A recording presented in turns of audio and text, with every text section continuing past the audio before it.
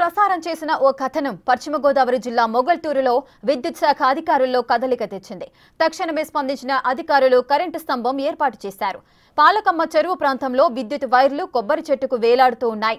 ఈ విషయాన్ని గమనించిన బిగ్ టీవీ కొబ్బరి చెట్టుకు విద్యుత్ వైర్లు అనే కథనం ప్రసారం చేసింది. ఆ కథనం విద్యుత్ అధికారులకు చేరింది. కథనానికి స్పందించిన అధికారులు వెంటనే ఆ ప్రాంతానికి సిబ్బందిని పంపి విద్యుత్ స్తంభం ఏర్పాటు చేయించారు. దీంతో పాలకమ్మ చెరువు ప్రాంత ప్రజలు సంతోషం వ్యక్తం చేస్తున్నారు.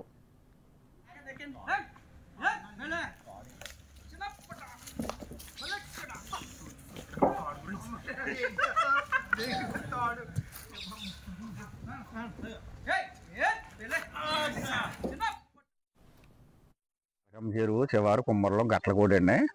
నా పేరు మల్లేశ్వరరావు. కరెంట్ స్తంభం పడిపోయి 2 సంవత్సరాలు అవుతుంది.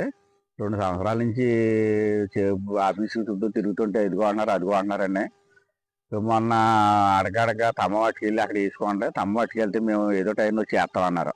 అప్పుడు ఇంచుమించు 4 నెలలు అయిపోతున్నాం తమ్మం తెచ్చి. 4 నెలలు బట్టి తమ్మం తెచ్చి ఇక్కడ వేసుకున్నాం. ఎప్పుడు వస్తారు ఎప్పుడు వేస్తారంటే ఏ గారు లేరు, ఏ గారు అడగండి మీరు అని కరెంట్ ఆఫీస్ కాడ కుర్రోళ్ళు చెబుతున్నారండి. వర్షాకాలం కరెంటు చెట్టుకి ఎత్తాయండి, అది శాఖ పడుతుంది.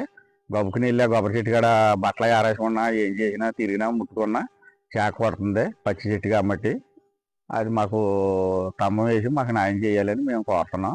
వికిటీలో వచ్చిన వార్తను బట్టి కరెంట్ ఆఫీస్ వాళ్ళు వేగారు అయ్యి వచ్చి కరెంటు మాకు స్తంభం వేసారు.